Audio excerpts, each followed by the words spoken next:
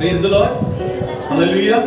परमेश्वर का धन्यवाद करते हैं। वो सलीबी कलमा जो सातवां प्रभु यीशु मसीह ने सातवां कलमा सलीब से कहा या सातवीं वाणी सलीब से करी। अभी आपके सामने ब्रदर राजेंद्र ने इस बात को पढ़ा और परमेश्वर का धन्यवाद करते हैं कि प्रभु यीशु मसीह ने एक ऐसा वचन कहा, पहले पे समाप्त कर सकता था, पहली वाणी पर, दूसरी पर, तीसरी पर, चौथी पर, लेकिन सात ही वचन क्यों बोले यीशु मसीह ने? सलीब से सवाल उठता है, सात ही क्यों बोले? और ज्यादा क्यों नहीं बोले या और कम क्यों नहीं बोले? हालेलुया। मैं थोड़ा सा इस सात के ऊपर आपसे थोड़ा सा चर्चा करना चाहता हूँ, सात के विषय में। यीशु मसीह ने सात कलमे ही क्यों बोले, सात वाणी ही क्यों बोली? ये उत्पत्ति अगर हम पढ़ते हैं उसका दूसरा अध्याय, उसका दूसरा और तीसरा पद पढ़ते हैं तो वहां पे लिखा, और परमेश्वर ने अपने काम जिसे वे करता था सातवें दिन पूरे करके विश्राम किया। 6 दिन तो उसने काम किया और सातवें दिन उसने विश्राम किया।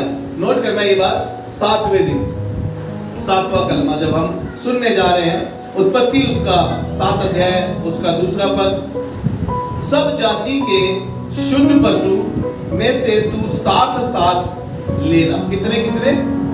7 और अशुद्ध 2, लेकिन शुद्ध कैसे कह रहा है? 7 लेना। हालेलुया। जब ये समय की बात है जब जल प्रलय हो रहा था और नूह जहाज में था, तब उसने उन पशुओं के लिए कहा और 7 कहा। हालेलुया। निर्गमन में पढ़ते हैं हम, निर्गमन उसका 20 अध्याय उसका 10 पद, वहां पर लिखा हुआ है, 7वें दिन तेरे परमेश्वर यहोवा ने विश्राम का दिन ठहराया है, ना तो उसमें तू कुछ काम करना, ना तेरे बेटे, ना तेरी बेटी, ना तेरे दास, ना तेरी दासी, क्योंकि मैंने 7वें दिन को विश्राम का दिन ठहराया। हालेलुया।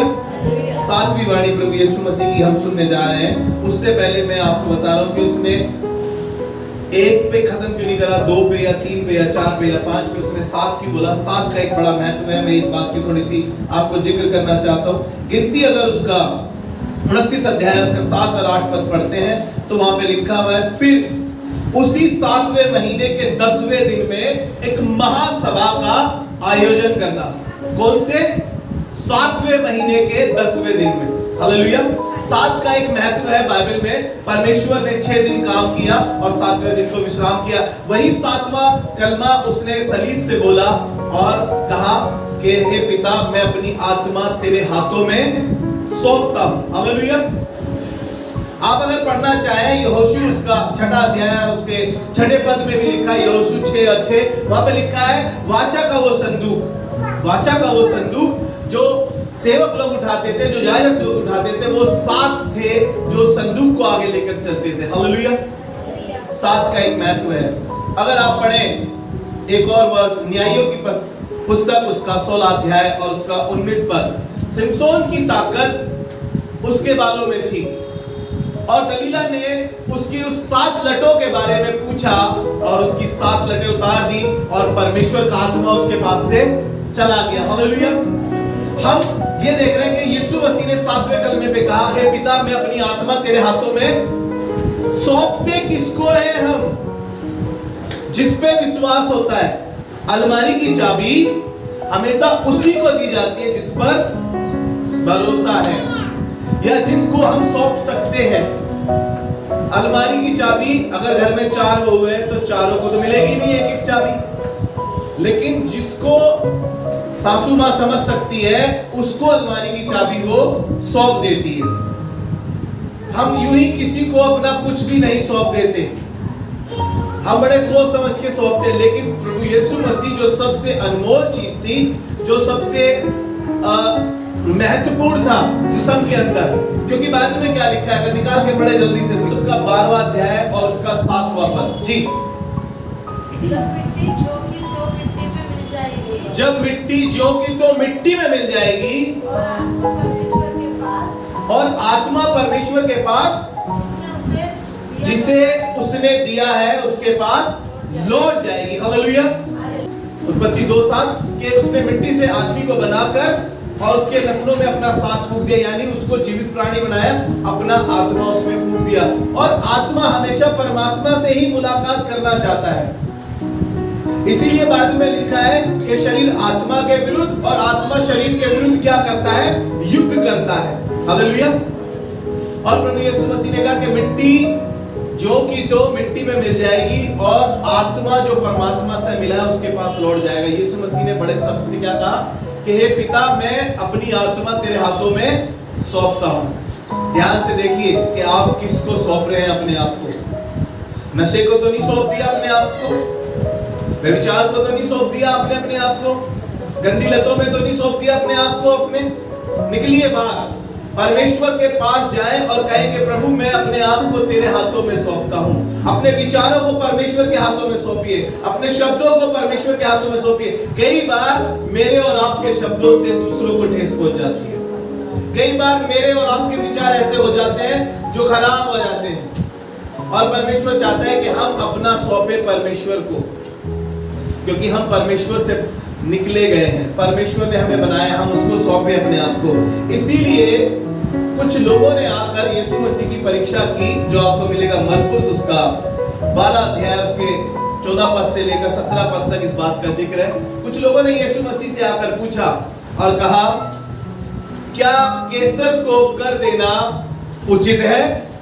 यीशु मसीह ने कहा, एक सिक्का मेरे पास लाओ, इस पे किसकी तस्वीर बनी है? तो उसने कहा केसर की। जो केसर का है वो केसर को, और जो परमेश्वर का है वो परमेश्वर को। जो परमेश्वर से मिला है आपको मिट्टी तो मिट्टी में ही मिल जाएगी, लेकिन आत्मा का क्या है? आत्मा अगर परमात्मा के पास नहीं गई तो इस जमीनी मृत्यु के बाद एक और मृत्यु है। वहां पर फिर हमारी आत्मा हर रोज करनाएगी, हर रोज तड़पेगी, क्योंकि हमने सौंपा किसको है। कई बार कुछ लोग आपने देखा होगा कि खुदा के लोग अपने आप को परमेश्वर को पूरी तौर से सौंप देते हैं, और कुछ लोग शैतान के कार्यों के लिए अपने आप को सौंप देते हैं। कुछ लोग ऐसे कार्य करते हैं जो शैतानी कार्य होते हैं, व्यभिचार करना या गंदे काम करना या झूठ बोलना या 2 का 4 करना या एक दूसरे की भिड़ंत कराना। ये सब क्या है? जैसे अघोरी होते हैं, जैसे शाने होते हैं। इन लोगों ने क्या करना है कि कुछ लोगों को, मरे हुए लोगों को बुला के उनसे कार्य कराते। उन्होंने शैतान के कार्यों को अपने आप को सौंप दिया है, और कुछ लोगों ने परमेश्वर को सौंपा है। तो मुझे और आपको जरूरत है कि मैं और आप अपने आप को परमेश्वर को, अपने बच्चों को परमेश्वर को सौंप दें। बचे इन चीजों से। भजन संहिता उसका 51 अध्याय, भजन संहिता उसका 51 अध्याय और उसके 10 और 12 पद को पढ़ेंगे। हे परमेश्वर, मेरे अंदर शुद्ध मन उत्पन्न कर और मेरे भीतर स्थिर आत्मा नए सिरे से उत्पन्न कर। कैसी आत्मा? स्थिर आत्मा। क्योंकि आत्मा क्या है? चंचल हो रही है। ये भी कर लूं, वो भी कर लूं, इससे कुछ नहीं होगा, उससे कुछ नहीं होगा।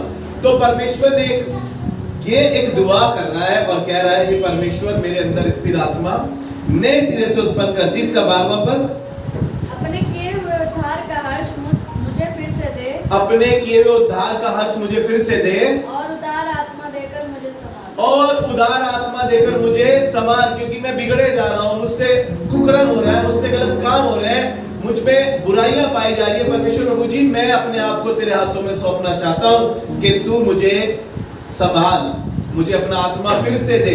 अगर आपको लग रहा है कि वो आत्मा का अलगाव आपसे हो गया है, क्योंकि आदम और हवा की आज्ञा ना मानने से आत्मा का उनसे लव विवाद हो गया, और परमेश्वर जो संडे पहर में उनसे मिलता था उसका आत्मिक मृत्यु हो गई, और परमेश्वर का आत्मा फिर उनसे मिलने नहीं आया। देखिए, फिर से मांगिए उस आत्मा को। अगर आपके पास से वो आत्मा चला गया है तो हालेलुया, हालेलुया।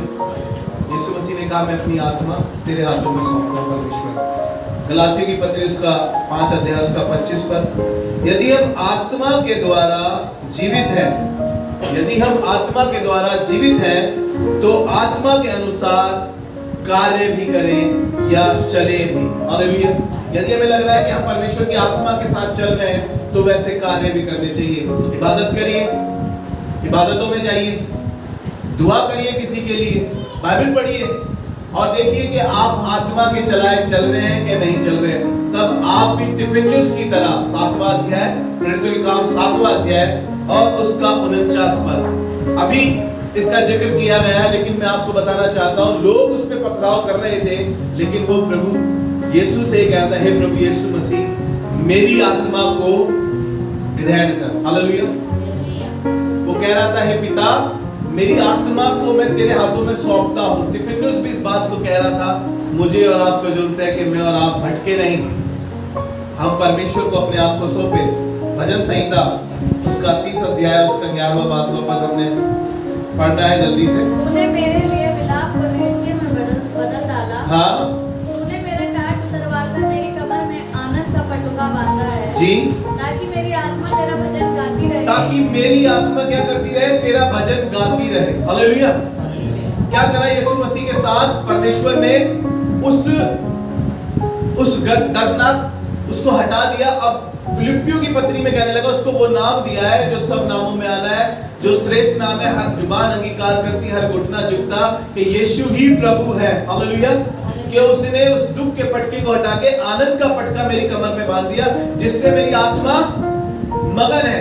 अब वो आत्मा मगन है और आत्मा परमात्मा के पास जाती है। हालेलुया। जल्दी से एक आखिरी वचन पढ़ के खत्म करेंगे आज की बात को। कुलुस्सियों की पत्री उसका 2 अध्याय और उसका 14 पद। और विधियों का वह लेख जो हमारे नाम पर और हमारे विरोध में था मिटा डाला और उसे क्रूस पर कीलों से जड़कर और उसको क्रूस पे कीलों से जड़कर सामने से हटा दिया। हालेलुया। विधियों का वो लेख, जो गुनाह, जो पाप, जो आपने अभी 7 वचन में से कुछ ना कुछ बातें सीखी, यीशु मसीह ने कलवरी क्रूस पे मेरे और आपकी खातिर अपने हाथों पे कीले ठुकवा ली, कांटों का ताज पहन लिया, मुंह पे ठुकवा लिया, अपने पैरों पे कीले ठुकवा ली, पसली में भाला लगवा लिया, दाढ़ी में चुमा ली, कपड़ों पे चिमटी डलवा ली। ये तमाम बातें जो विधियों का लेख मेरे और आपके लिए था, जो विधियों का लेख था, जो गुनाह हमने किए थे, उसकी सजा यीशु मसीह ने ले ली। और विधियों का वो लेख जो हमारे लिए था, वो यीशु मसीह ने ले लिया और उसको क्रूस पर कीलों से जड़ दिया। हालेलुया। आप सोच के देखिए, दीवार पर कील ठोकते हैं और जरा सी हथौड़ी हमारे हाथ में लग जाती है, जरा सी हथौड़ी हमारे हाथ में लग जाती है तो हमारा क्या हाल होता है? कितनी देर तक हम उंगली को पकड़ के बैठ जाते हैं और यूं ही करते रहते हैं, या उंगली को दबा लेते हैं, या बर्फ में डाल देते हैं, ठंडे पानी में डाल देते हैं। और यीशु मसीह के तो पैरों में वो कीले, हाथों में वो कीले ठोकी जा रही थी। हालेलुया। सिर्फ इसलिए कि विधियों का वो लेख यीशु मसीह ने पलट दिया जो मेरे और आपके लिए था। आइए दुआ करें। परमेश्वर प्रभु जी, धन्यवाद करते हैं आप। हाँ परमेश्वर प्रभु, वो लेख जो विधियों का मेरे लिए था, जो संसार के लिए था, वो आपने सह लिया। खुदावन, हम आपका धन्यवाद करते हैं और आपके 7 वचन के लिए हम आपका बड़ा धन्यवाद करते हैं, बड़ी शुक्रगुजारी करते हैं। परमेश्वर प्रभु जी, आज कलीसिया में पहली बार इन 7 कलमों को बोला गया यहाँ पर असेंबली ऑफ बिलीवर चर्च बादली में, और परमेश्वर प्रभु आपने हर एक को इस्तेमाल किया। हम आपका बड़ा धन्यवाद करते हैं और यही दुआ करते हैं प्रभु जी, ये कलीसिया तेरे तेजस्वी रूप में बढ़ती और फैलती चली जाए। और खुदावन, आगे को हमें और मजबूत बना ताकि हम तेरी बादशाहत में बढ़ सके। और सबने मिलकर बोला जोर से, आमीन।